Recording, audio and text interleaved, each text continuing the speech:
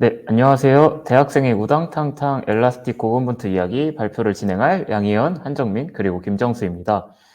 저희는 총 3개의 주제로 게임, 부동산, 중고거래에 대해서 발표를 진행할 예정입니다.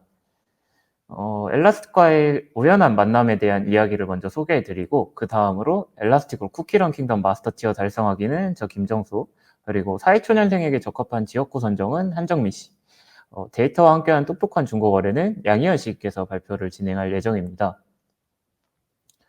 네, 먼저 저희가 어떻게 엘라스틱과 만났는지 얘기 드리도록 하겠습니다. 저희 3명 모두 엘라스틱에 대해서 잘 몰랐기 때문에 엘라스틱과의 만남은 우연 그 자체라고 말할 수 있을 것 같은데요.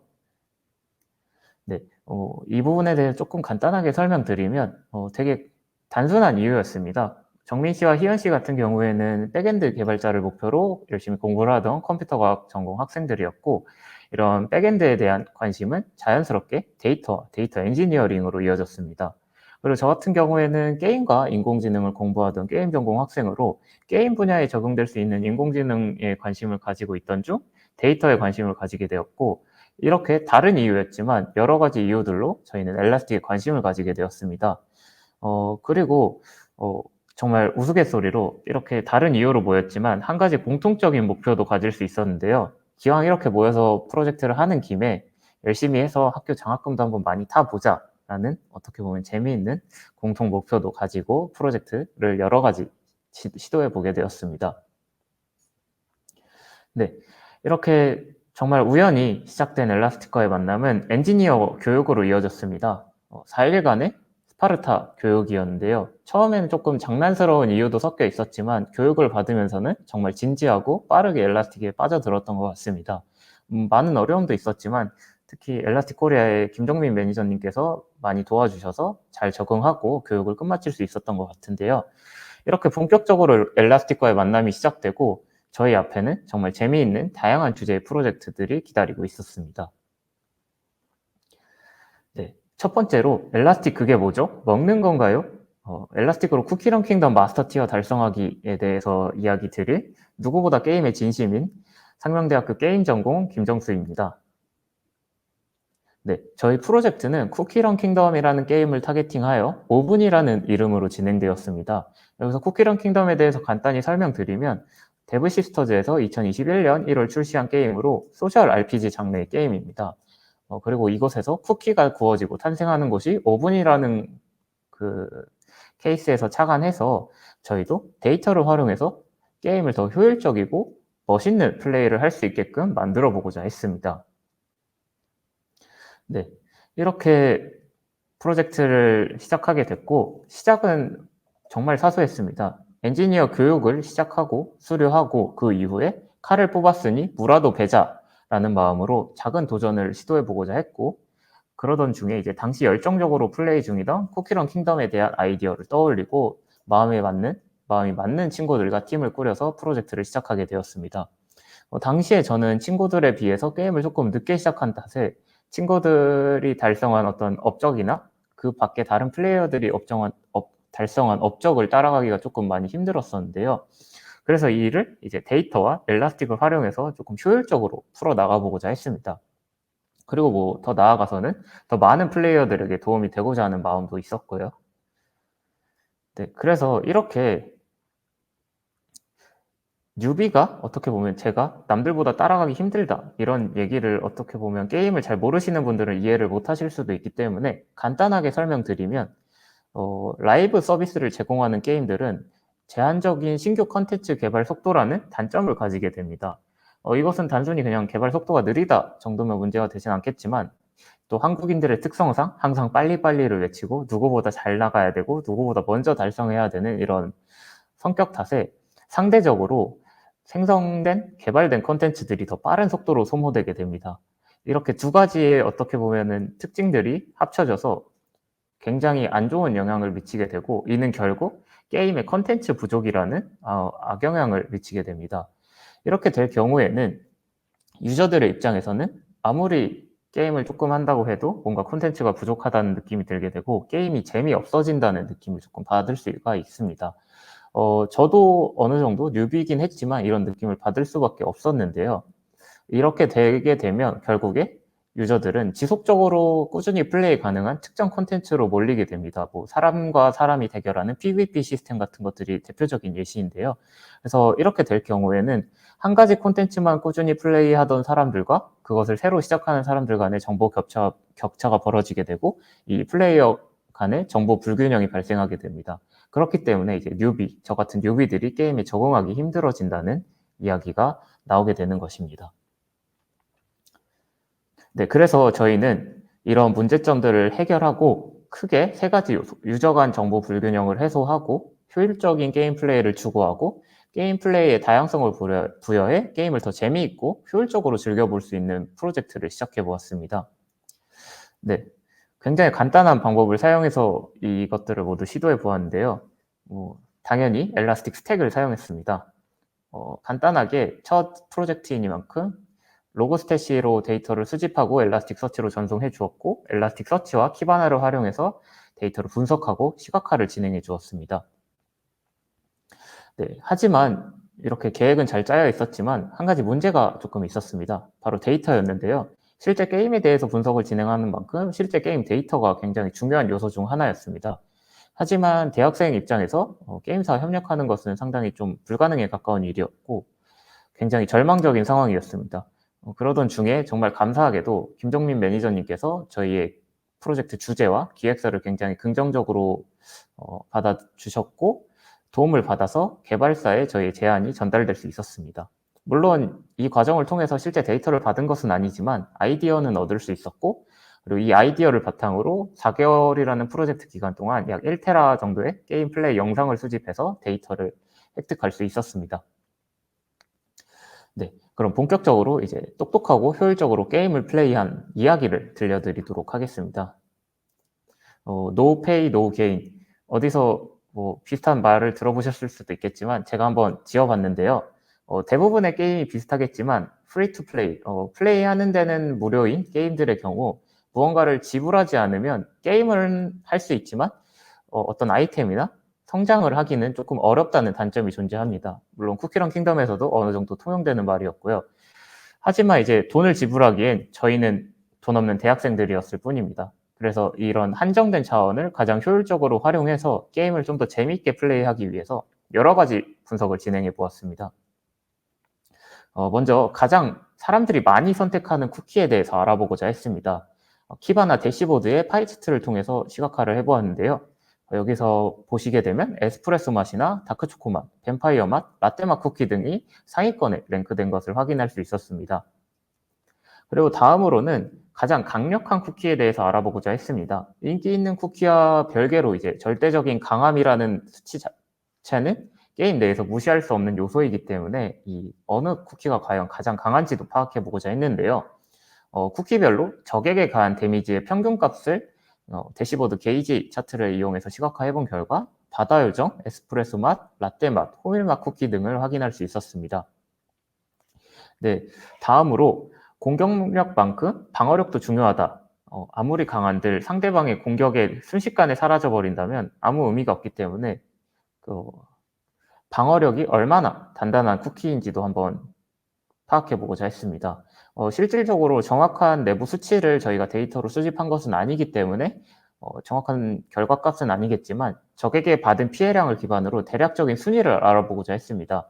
대시보드의 매트릭 차트를 이용해서 시각화를 진행했고 앞선 결과들과 다르게 뭐 돌격형이라든지 방어형이라든지 좀 더 방어에 치중된 형태의 태그를 가진 쿠키들이 상위권에 랭크된 것을 확인할 수 있었습니다.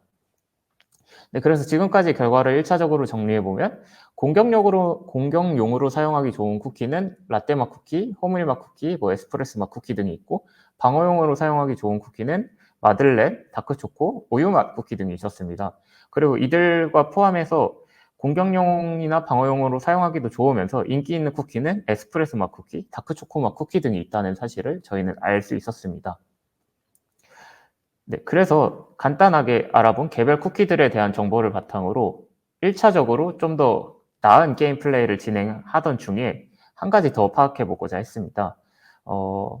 쿠키런 킹덤 같은 경우에는 5개의 쿠키를 한 번에 사용할 수 있는 구조로 되어 있기 때문에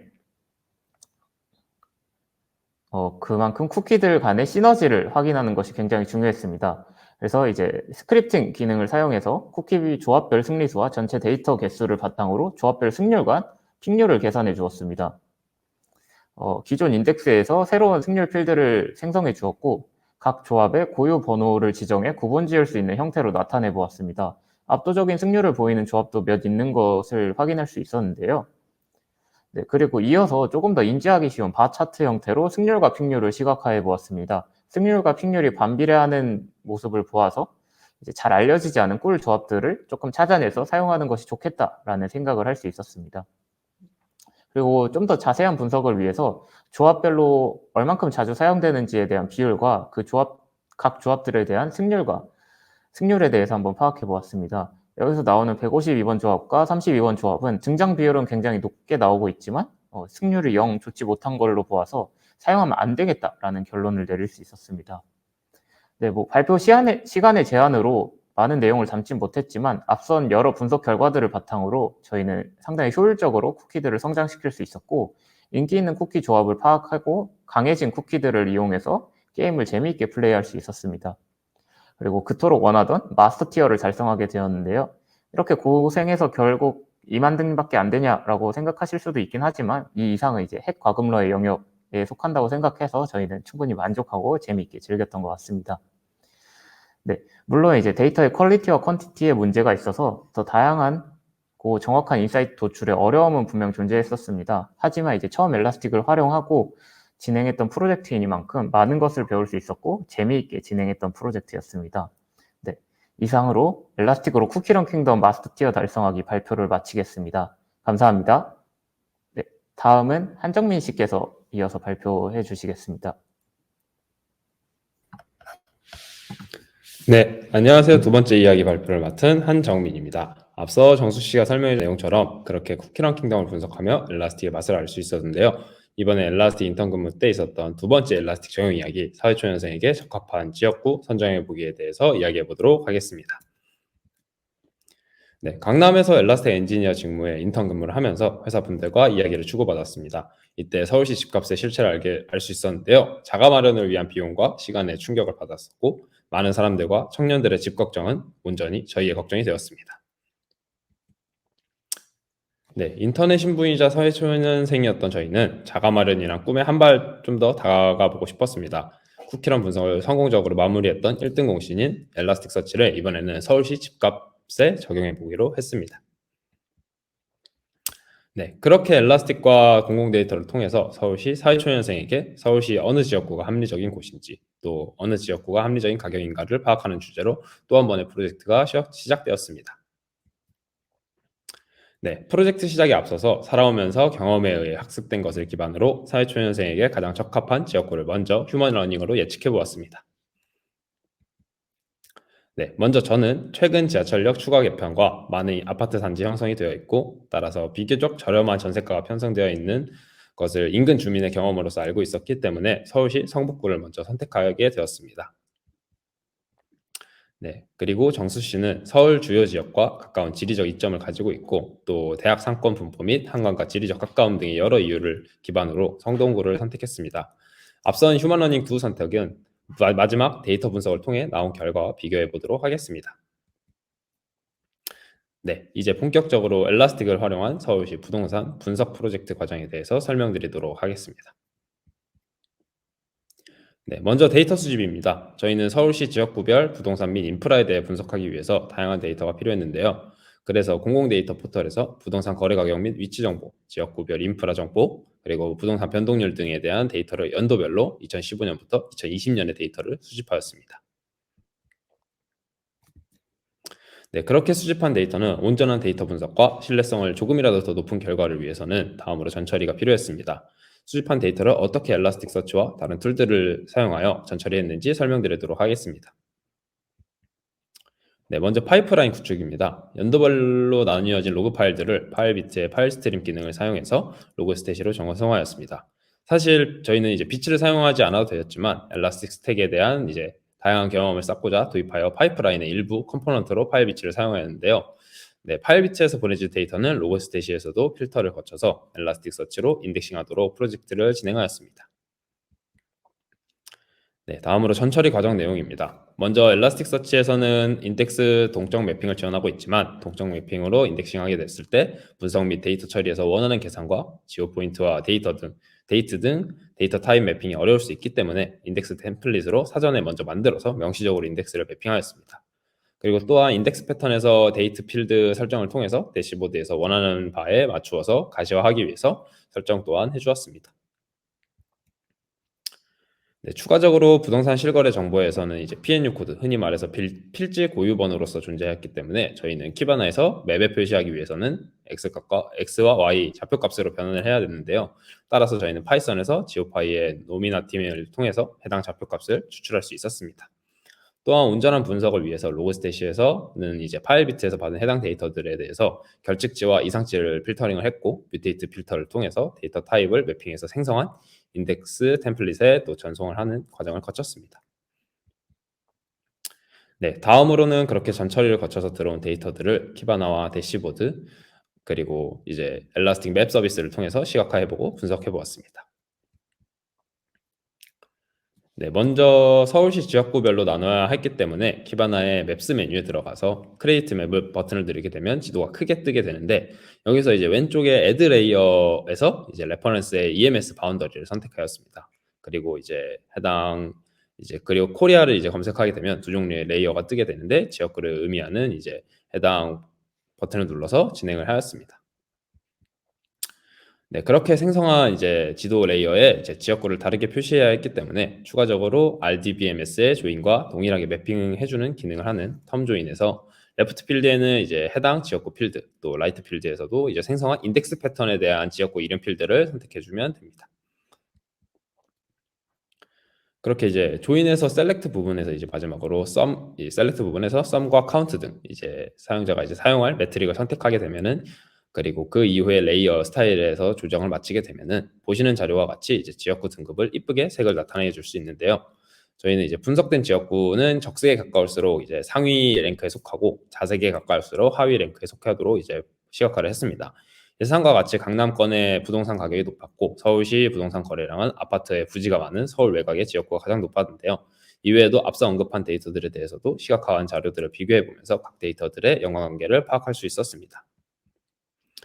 이 외에도 대시보드에서 각 지역구별 부동산 거래 매물의 종류에 대해서도 분석을 해볼 수 있었고 시계열 데이터인 연도별 데이터였기 때문에 부동산 가격 변동률의 변화량 파악과 각 지역구별로 비교를 해볼 수 있었습니다. 네, 마지막으로 이제 목표했던 데이터에 기반한 사회초년생에게 가장 적합한 지역구를 선정해 보았습니다. 저희는 이때 사이킨런의 라이브러리인 K-means 알고리즘을 사용하여서 이제 선정하였습니다.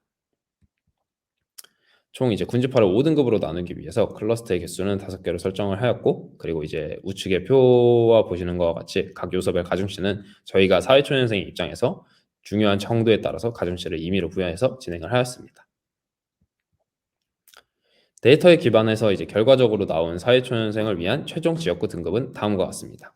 아무래도 저희는 이제 부동산 거래 가격에 높은 가중치를 주다 보니까 비교적 저렴한 지역구들이 이제 사회초년생에게 가장 적합한 1등급으로서 선정된 것을 확인할 수 있습니다. 이제 맨 앞에서 발표한 것 같이 이제 휴먼 러닝으로 예측한 저의 선택인 성북구는 4등급으로 판정이 되었고 정수 씨가 선택한 성동구는 5등급으로 판정된 재밌는 결과를 확인할 수 있습니다.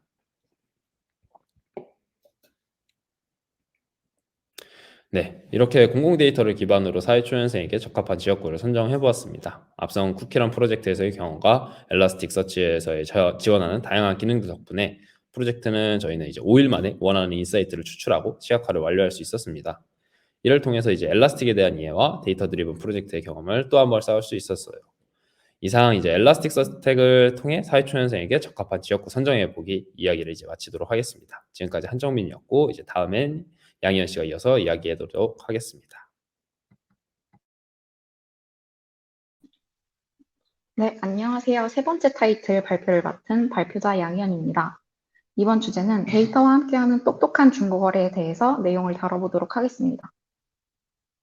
요즘 코로나로 인해 다양한 변화들이 많이 일어났는데요. 많은 분들이 이러한 점에 대부분 공감을 하실 것이라 생각이 듭니다.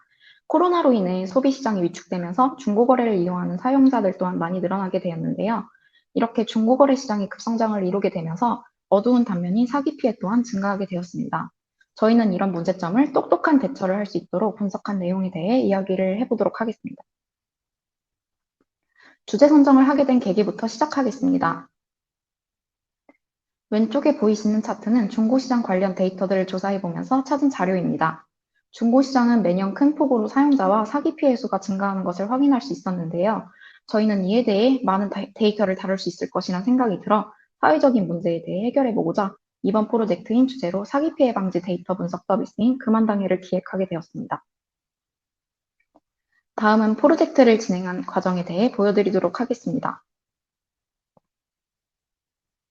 주제가 정해지고 데이터 수집을 어떤 방식으로 할지 고민이 많이 들었는데요. 공공 데이터나 중고거래 플랫폼에서 제공되는 데이터를 구하기 쉽지 않았기 때문입니다.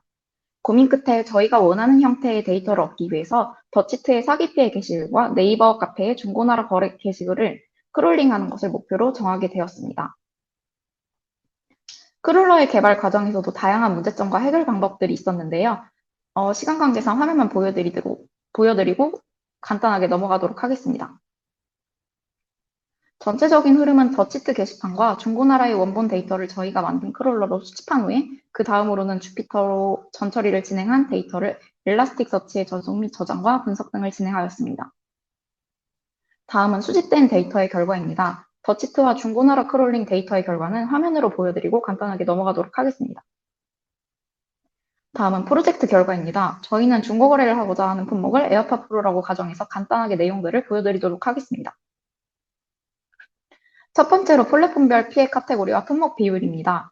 대중적으로 많이 알려진 A, B, C사 중에서 C사가 44%로 가장 높은 비율을 나타내는 것을 확인할 수 있었습니다.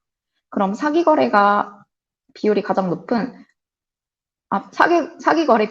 낮은 중고거래 플랫폼인 B에서 거래를 시도하는 것이 정답일까요? 정답은 아니오였습니다. 바로 플랫폼별 전체 중고거래 건수가 반영되지 않았기 때문인데요. 그렇게 저희는 사기 비율을 뒷받침할 수 있는 또 하나의 근거를 찾아야만 했습니다.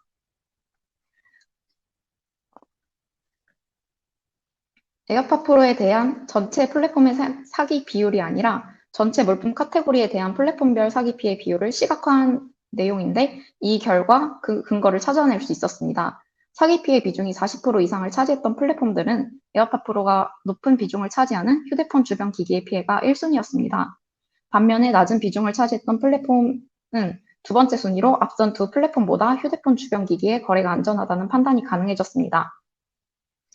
다음은 사기 피해 금액 분석입니다. 정상 거래와 사기 거래의 가격들을 분석하고 위험 금액, 주의 금액, 안전 금액 영역을 나눠볼 수 있었습니다. 따라서 지표를 기반으로 에어팟 프로는 주의 금액과 위험 금액의 사이인 21만 원 미만의 매물은 피하는 것이 좋다는 인사이트를 찾아낼 수 있었습니다. 이렇게 안전거래의 가격은 알아냈지만 추가적인 사기거래 패턴을 파악할 지표가 필요하다고 생각하였습니다. 사기 패턴을 분석하기 위해서 사기 피해 게시글들의 사건 개요인 카카오 형태소 분석기 카이를 사용해 보았습니다. 저희는 이렇게 약 800건가량의 에어팟 프로 피해 사례를 형태소 분석을 해본 결과 비대면 거래에 관련된 단어들이 상위권에 나타나는 것을 확인할 수 있었습니다. 이처럼 대부분의 사기는 비대면 거래의 상황에 많이 발생하는 것을 확인할 수 있었습니다. 사기 패턴뿐만 아니라 입금 계좌, 환불 등등 은행 관련 단어의 언급이 많아서 사기 피해와 은행 정보 간의 연관성을 도출하고자 사기꾼들이 주로 사용하는 은행 정보 또한 파악해 보았습니다. 카카오뱅크가 압도적인 1위, 그리고 농협과 국민은행이 그 뒤를 따르고 있었는데요. 하지만 여기에서 카카오뱅크가 순위가 높다고 해서 이제 저희가 사기 계좌와 연관이 있다는 결론은 내리지 않았습니다. 최근 많은 인기를 얻고 있었기 때문인데요. 하지만 여기에서 절대적인 사기 피해 건수가 타 은행 계좌보다 많기 때문에 각별한 주의가 필요할 것으로 생각됩니다. 지금까지 저희가 했던 프로젝트들에 대해서 보여드렸고요. 프로젝트를 통해서 얻을 수 있었던 성과들을 보여드리도록 하겠습니다. 저희의 성과는 이제 데이터 야놀자와 교내의 데이터 콘서트 경진대회에서 수상을 할 수 있었던 경험입니다. 이 두 가지 성과를 통해서 저희는 기술을 온전히 본인의 것으로 만들 수 있었다는 점에서 한 단계 성장을 이루어낼 수 있었습니다. 여기까지 넘어가죠. 느낀 점으로는 프로젝트를 하면서 처음에는 굉장히 어려울 것 같아서 걱정이 많이 되었었는데요. 하지만 실제로 진행을 해보면서 괜한 걱정이었다는 생각이 들었습니다. 저희는 엘라스틱 덕분에 기술적인 성장과 많은 경험을 해볼 수 있었으며 저희는 이러한 새로운 도전으로 성과들을 내며 스스로 성장할 수 있던 계기가 되어주었던 것 같습니다. 여기까지 저희가 진행한 프로젝트를 보여드렸고요. 프로젝트를 진행하면서 전체적으로 저희가 느꼈던 점들에 대해서 말씀드리겠습니다. 저희도 엘라스틱을 아예 모르는 상태에서 1년 동안 배우고 프로젝트를 진행하면서 앞서 말씀드린 성과들을 이뤄냈다는 점을 보여드리고 싶습니다. 그래서 저희는 지금 엘라스틱을 쓸지 말지 고민하시는 분들이 계시다면 누구나 쉽게 본인의 아이디어를 엘라스틱과 접목하여 구현 가능하다는 메시지를 전달드리고 싶습니다. 그럼 발표를 여기서 마치고 지금까지 발표를 들어주신 분들에게 감사 인사드리며 마무리 인사드리도록 하겠습니다. 지금까지 대학생 엘라스틱 에반젤리스트였습니다. 감사합니다.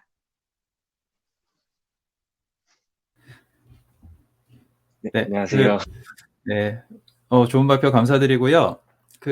아까 엘라스틱은 뭐 쉽고 잘 사용할 수 있다고 이렇게 얘기를 하셨지만 사실 학생분들이 이렇게 배운 지 한 1년 정도밖에 안 되는 이 기술을 가지고 이 정도까지 하신 거에 저는 개인적으로 굉장히 놀랐거든요. 네, 너무나 대단하셨다는 말씀 드리고 싶고, 그 다음에 혹시 엘라스틱을 배우시기 전에는 뭐 이제 미래에 뭐 이런 생각이 있었는데 엘라스틱을 배우고 나서 앞으로 나의 커리어를 좀 어떻게 가져가 보고 싶겠다, 내지는 앞으로 나는 어떤 기업이나 어떤 일을 하는 곳에 들어가서 무엇을 해보고 싶다라고 하시는 생각이 있으시면은 간단하게 네, 자기 PR을 잠깐 해주시면 네, 감사드리겠습니다. 예전에도 뭐 그런 프로젝트 시작하기 전에 잠깐 학생들하고 모여서 소개하는 시간에 들으셨을 수도 있겠지만 종민님께서는 지금 다시 뭐 말씀드리면 원래는 게임을 공부하면서 인공지능도 같이 공부를 하면서 그냥 게임을 개발하는 사람이 되고 싶었던 것 같은데요. 이제는 아무래도 엘라스틱을 하고 데이터 분야를 접하면서 이렇게 데이터를 통해서 인사이트를 도출하고 그것들을 다시 사람들에게 좀 더 긍정적인 영향으로 전달해 줄 수 있는 그런 프로젝트들을 경험하다 보니까 그냥 이제는 재밌는 게임을 만든다? 이것보다는 뭔가 게임은 이미 존재하지만 그 게임을 데이터를 통해서 더 재밌게 사람들이 플레이할 수 있도록 다양한 형태로 어떤 분석을 해준다든지 아니면 뭐 인공지능이나 데이터를 좀 더 활발하게 활용해서 좀 더 재미있는 형태로 게임을 할 수 있게 하는 그런 쪽의 일을 하고 싶다는 생각을 가지게 된 것 같아요. 예, 사실 이제 게임 개발은 뭐 게임 클라이언트나 게임 엔진 개발하시는 엔지니어분들도 굉장히 많으시지만 요즘은 또 이제 게임 업체들도 이런 데이터 분석 이런 것들을 또 굉장히 많이 하시거든요. 아마 네네네. 본인이 원하시는 그런 일 앞으로도 즐겁게 재밌게 하실 수 있을 거라고 기대를 합니다. 오늘 발표 너무 감사드리고요. 주말도 이렇게 나와주셔서 너무 감사드리고 앞으로도 네. 더 좋은 기회로 또 만나뵐 수 있었으면 좋겠습니다. 오늘 발표 너무 감사합니다. 네, 감사합니다.